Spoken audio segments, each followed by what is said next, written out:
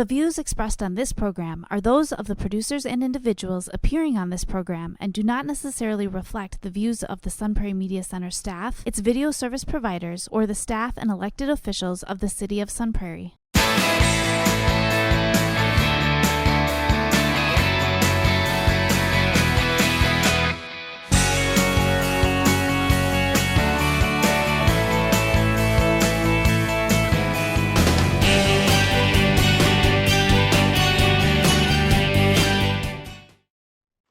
Hello and welcome to Real Reviews. My name is Jamison Rabbit, and the man I'm sharing a screen with, but not a room, is the only man I know who can determine the difference between a Polish sausage and an Italian sausage. His name is Mike Roth. The only person? Come on.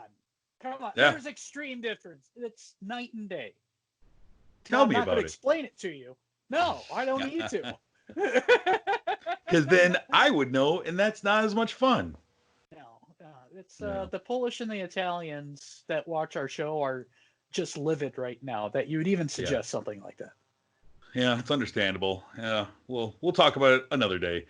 Let's jump into what we have this week. So we got a few movies streaming. We actually have a couple, some decent sized movies, and kind of fun this week. It's not just all lists. We have something to talk about. So I'm going to get us started with a film that I saw on Netflix this week. It's called Sergio from director Greg Barker. Stars an actor named Wagner Moura as Sergio Vera Mello. This is a biopic. It's centered around one of the top UN diplomats. Sergio is one of these top diplomats, and it takes place in the wake of the U.S. invasion of Iraq. And he's kind of been the guy who, for years, has been the guy that they send into hot spots around the world to negotiate with presidents and warlords and the like.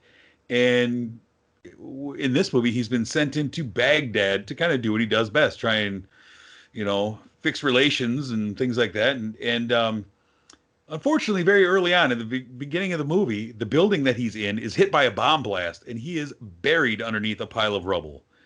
And the rest of the movie is basically a series of flashbacks, and they keep coming back to modern time. He's buried under this rubble, and he has one person there who's trying to save him. And it took me a bit to realize that I think that the narrative technique that they're using is that it seemed to me like we're witnessing him, the moments of his life flashing before his eyes. Where it's not just flashbacks telling a story, but we're like witnessing his life just flashing before his eyes, because it doesn't always make sense. And it kind of all of these things came back to his love for this lady, Carolina, played by Ana de Armas. And the whole movie kind of sets as a love story amidst this tragedy and all this craziness. And kind of despite the setting of these war-torn countries and tense political drama, it's a film about love. And you're seeing the big moments in his life. And they come and go kind of seemingly at random sometimes. And it feels very random at points. And he has these interactions with this guy, Paul Bremer, played by Bradley Whitford, who I think he's just great and everything, who is George Bush's head man in Iraq. And they have a lot of battles. Just some great acting. And you get some sweet moments between he and Carolina, and you begin to realize that he's probably never going to get to enjoy those moments ever again.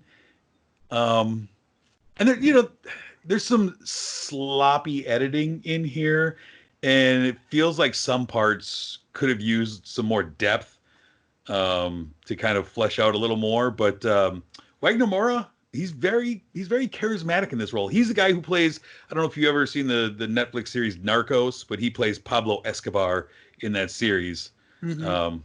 Good actor. And Ana de Armas, love her in Knives Out and Blade Runner 2049. And she's good in this as the love interest. So kind of surprised. It's an enjoyable little film that I would give 3.5 stars to. Very nice.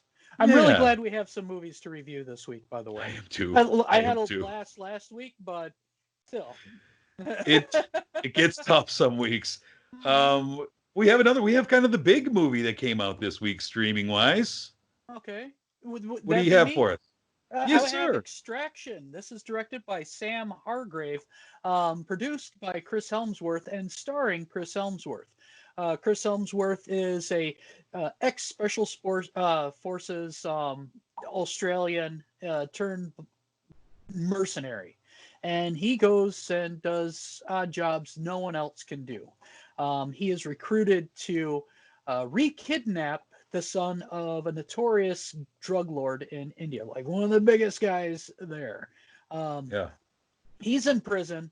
His son is kind of left alone, being watched over by Sergio, who is also a special forces, but from different country.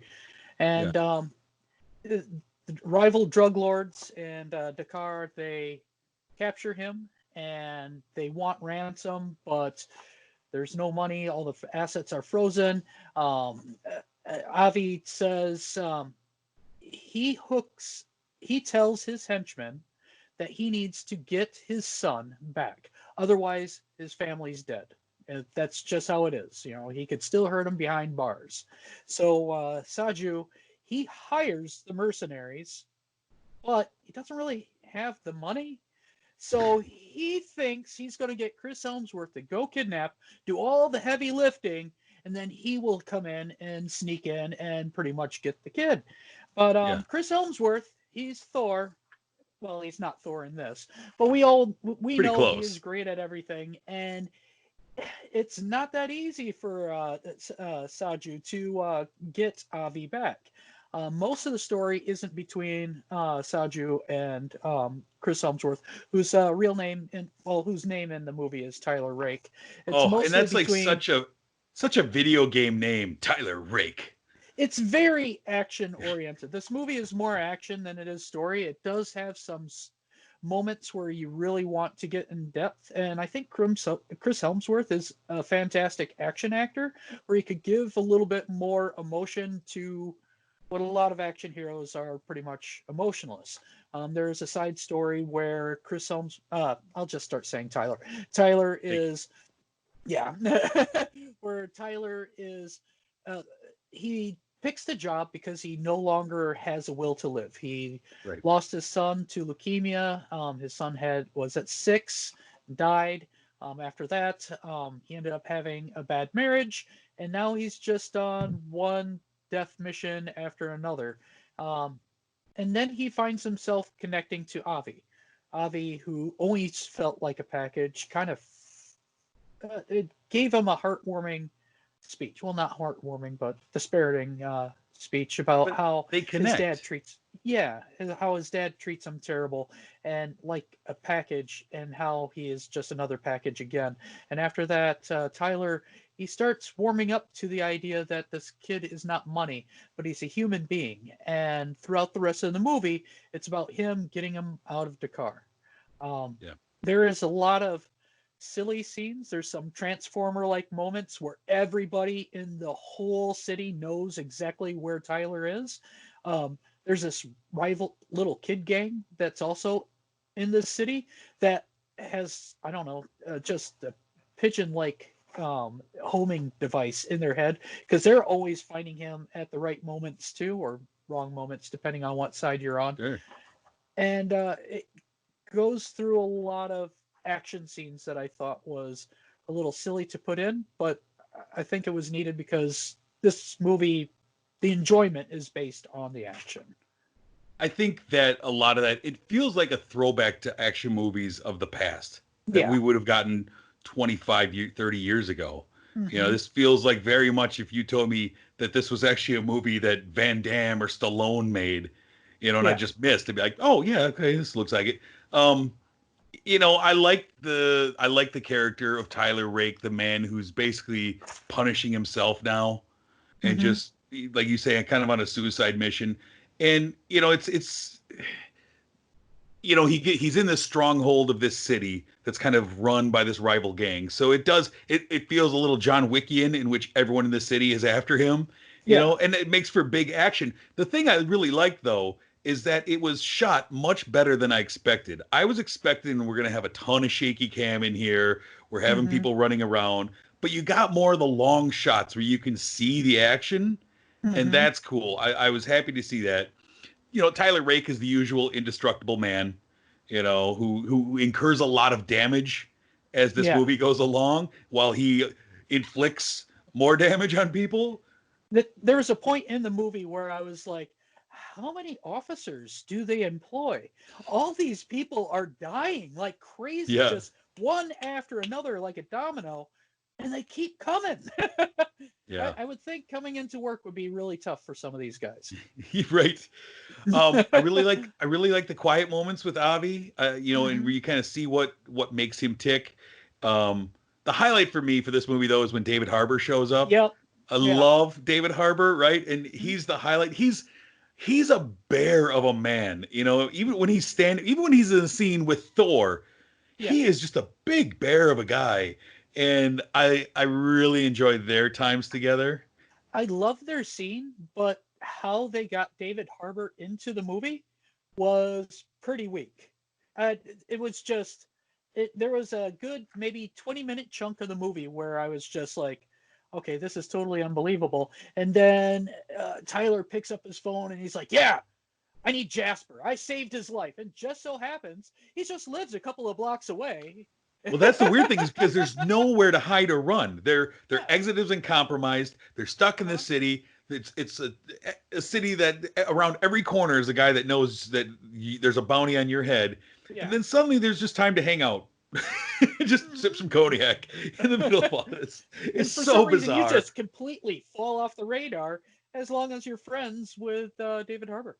Yeah, exactly. I thought that they used Mumbai really well, like the city and all that stuff. I thought that looked really good.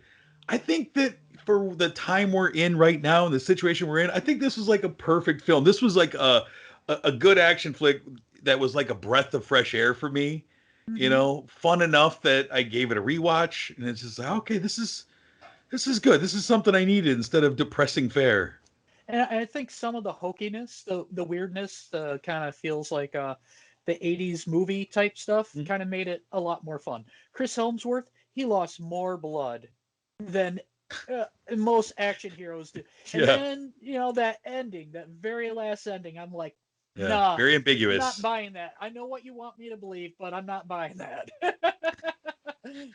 Yeah. What did you give Extraction? I gave it a 3.5. I thought it was fun. There's a lot of holes. I would not take this movie seriously, but I enjoyed it. Yeah, I gave it the same score, 3.5. It was more fun than I was expecting it to be. Because one of the things that kind of gave me pause was I was looking at the director, Sam Hargrave, before I started it. And he is known, he had a career as a stuntman and then a stunt coordinator, and has just recently decided to try and be a director. I've seen a lot of movies with stunt guys directing them, and it's like, okay, it's going to be all about the action and nothing else, no character development or anything like that. And so, yeah, I was pleasantly surprised by this. And Chris Hemsworth, man, I could watch that guy on screen. He's just good. There's a couple of movies he's done that's kind of like this that I was just like, eh. This one I think he did really good, and that's probably why he produced it. He saw potential. Yeah, absolutely. The next movie we have is another Netflix streaming film called The Willoughbys. The Willoughbys is an animated film. It is narrated by the cat, which is voiced by Ricky Gervais. And it's about this family, the Willoughbys, that had rich bloodlines. But this generation, the mother and father in this generation have kind of allowed that to slip.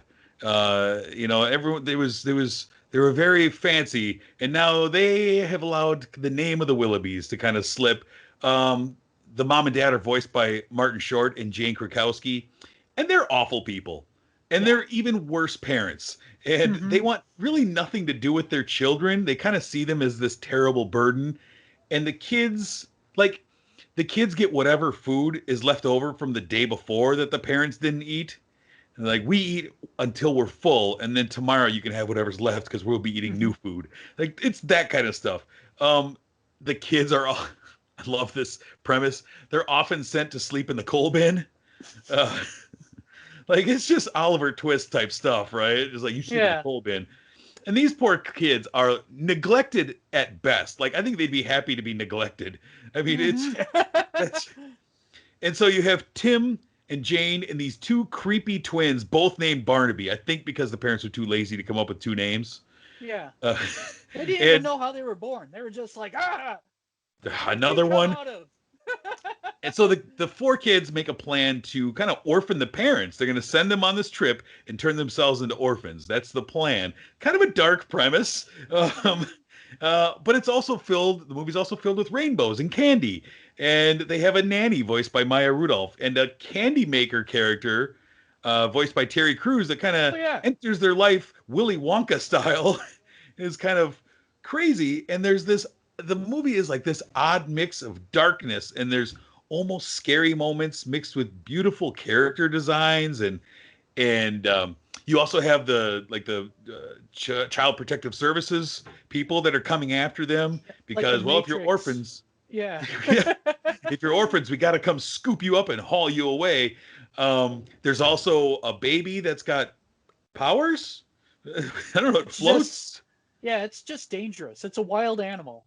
And I love the look of a lot of the things, but I love the look of the kids and their hair. They have hair that's like a pink and it looks like yarn.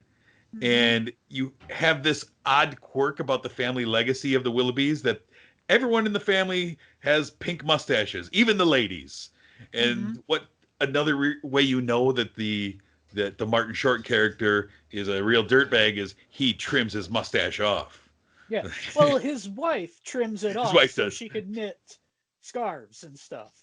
It's a weird couple. It's everything in this is weird. It's a film, I think, with heart. I really like the music in this film. There's some interesting songs, fun designs.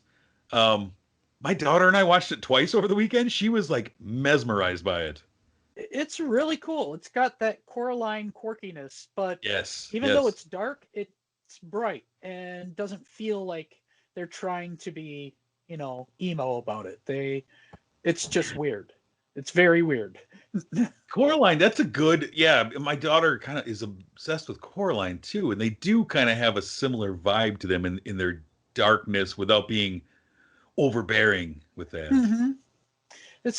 I find this movie to be extremely memorable. I feel like this one will grow on me a lot like Sorry to Bother You. It is really weird.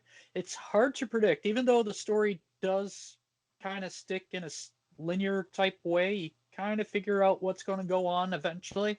How it gets there always seems quirky, and the characters are extremely unique. I wouldn't be surprised if this would be nominated for an animated film. Not that there's going to be too much competition, though, this year either. So, hey, they just announced that it could be because they just announced that films do not have to play in theaters to be nominated for Oscars, to be Oscar eligible this year. Mm-hmm. So that means they're taking away that loophole of you got to be in one theater for one day or whatever. So, like I said, my home movies now are Oscar eligible. Sweet, cool. Got to submit them. Yeah. I kind of agree with that. Like just the fact that we rewatched it so quickly over the weekend and my daughter wasn't bored either time. A lot of times we watch these movies and she'll check in and out of it. And she was like rapt attention both times we watched it. And I do feel the last time I remember that was the first time we went and saw Trolls and she became obsessed with that. Right. And so, I do see this as one that kind of has some legs in the future because it is interesting and it's fun. It's good for everyone. You're not going to forget this movie anytime soon. Just down to the animation, to all the quirky things. It's like, I'm not going to be able to forget this. It was dark too, really dark. Yeah, it's interesting. The Willoughbys. What would you give the Willoughbys, sir? I gave it a 4. I really enjoyed the movie a lot. I would expect my score to rise over the next couple of months. But right now, sitting at a 4. We're spot on this week, buddy. I gave it a 4 as well. We are in tandem with that. It's both films worth checking out, man. They're sitting there on Netflix just waiting for you. So check all these out. Let's move on to our movie throwback. Last week, sir, when we were joined by Jason, we started our new series that we're going to be doing for the next couple of months, talking about the summer blockbusters that were directed by Mr. Steven Spielberg. And last week was the original Jurassic Park. This week, what do we have? Oh, we have the sequel to Jurassic Park, The Lost World. It was 1997, directed by Steven Spielberg. Do I even have to say that when we're doing this, Derek? I hope mean, not. it's already implied.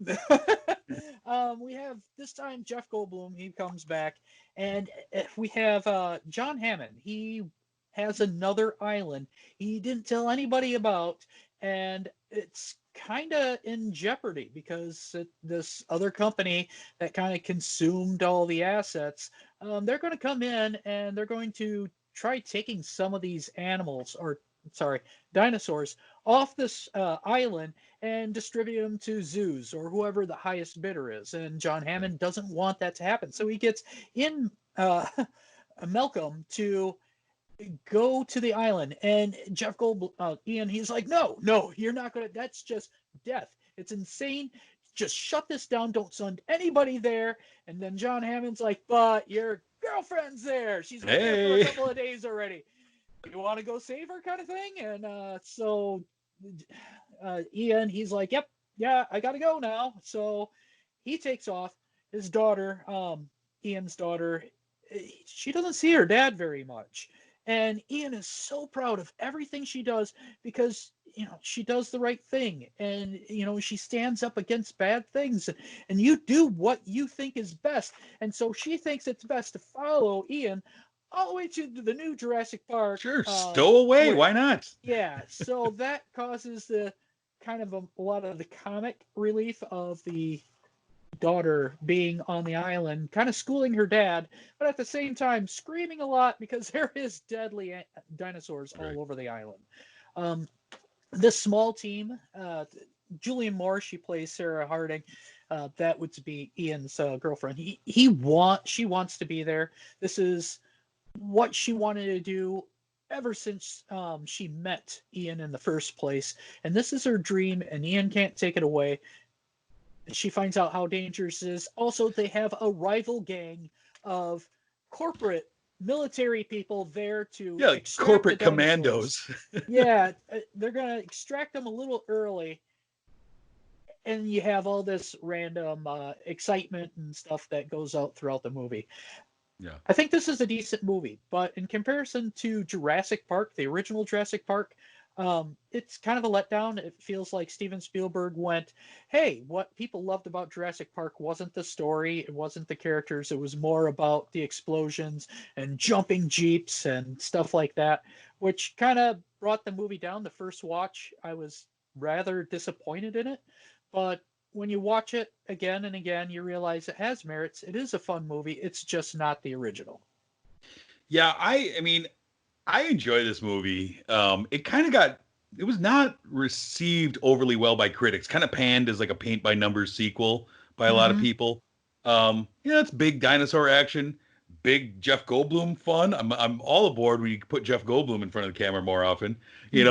Obviously, no matter what happens in this universe, life will find a way, right? We all know that's what's going to happen, no matter what your plans are. I also love, this was, I believe, the first movie I remember seeing Vince Vaughn in as the videographer. Yeah. I was like, who's this guy? And then I rented, I'm drawing a blank. Swingers, thank you. Yes, because that came out right around the same time. Yep. I was like, oh, this guy, he's kind of cool. It's funny to look at the box office numbers because this was a big hit. It was a blockbuster. That's why we're talking about it. But the original movie drew over $1 billion worldwide, made over $400 million domestically here in the U.S.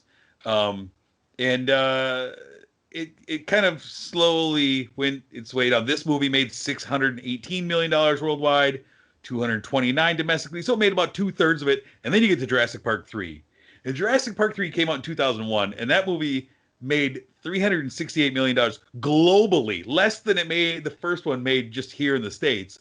And they turned that movie over Steven Spielberg. We're not going to be covering that one next week because Steven Spielberg turned the reins over to a director named Joe Johnston. And I was looking at this guy's career real quick. He made up and down as far as movies. Like he made the first Jumanji and Honey, I Shrunk the Kids. The Rocketeer. He made the first Captain America: First Avenger. He also made The Wolfman and that Nutcracker, The Four Realms that came out. Like, hey, great movie. Ooh. But that's neither here nor there. Yeah, I probably have watched Jurassic Park 15 times in my life. I think I've watched The Lost World 3 or 4. Yeah. You know? It's like one of those where you're like, I need to see all of them. I haven't seen so you start with Jurassic Park, but then it's not as great, and then it gets a little worse. And I'm one of the few people who didn't like the reboot at all, but they're really popular. I like the first reboot. I did not like the last one. But yeah, Lost World, Jurassic Park. It's enjoyable enough. If you like the dinosaur action, it's Steven Spielberg throwing dinosaurs and Jeff Goldblum in your face. There we go. I'm not going to argue with that. Sir, let's take a moment here to acknowledge and thank our sponsor, Marcus Theaters, Palace Theater here in Sun Prairie. Mm-hmm. We are always appreciative of your support.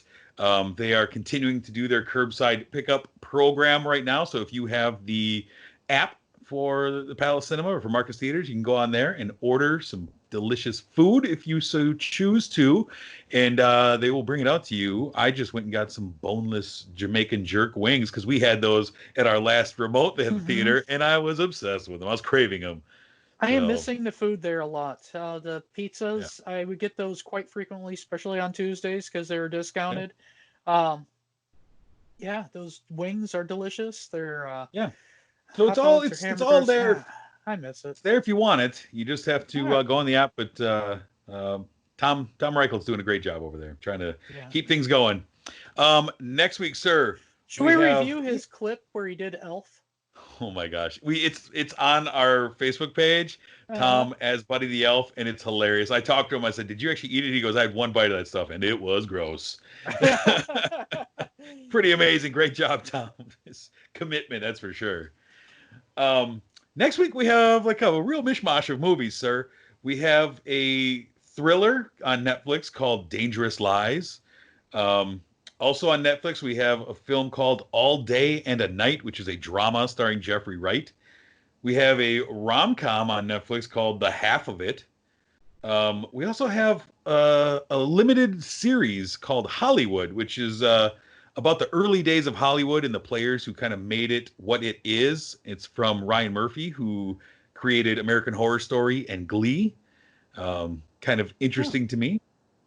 We also have a film called Get In, which is a French thriller about a man returning home, finding that squatters have moved into his house. It sounds like a French Parasite. I don't know. And on Hulu, there is a director Lenny Abramson, who directed Room, has a series starting called Normal People, which is a drama about a young couple in Ireland and their complicated romance. So those are the new things that will be coming out this week. We'll be talking about some of those things, as well as another Steven Spielberg blockbuster. I can't wait to find out what we're going to be talking about. I don't know. Have you been watching anything interesting in this time off? No, I have been preparing land for a shed. I've been doing a lot of just home stuff. So I watch my movies when I can and work. Now you had started watching Amazing Stories. Yeah. Can you give me a 30-second your 30-second thoughts on that? Yeah, it's just the cash in from the Amazing Stories that we all loved back in the late 80s. I watched 5 episodes thinking maybe I would have caught that episode that reminded me of the glory of back then, but they just kind of fall short. It's not as well produced. You know what they're missing? They're missing Steven Spielberg. Yeah, definitely. But I hear they touch. That has the same kind of feeling with the Twilight Zone episodes. I didn't catch any of those. Did you? I was a little underwhelmed. I had, obviously very high hopes. Yeah. It was okay, but I was a little underwhelmed. Unfortunately. Man, they take these great names. I know. Next thing you know, they're going to reboot Real Reviews with 2 better looking guys, and it's not going to be as good. No, they can't. there can't be better looking guys anyways. He just stop. This is true. This is true. All right, sir, let's get out of here. I look forward to reconvening with you again next week. One of these days, we're going to see each other's faces in real life, and it's going to be glorious. Yeah, and we're going to cry, I'm sure. There's definitely going to be cake. There will be cake. No doubt about it. All right, let's get out of here. Until next week, I'm Jamison. I'm Mike Roth. Thanks for watching.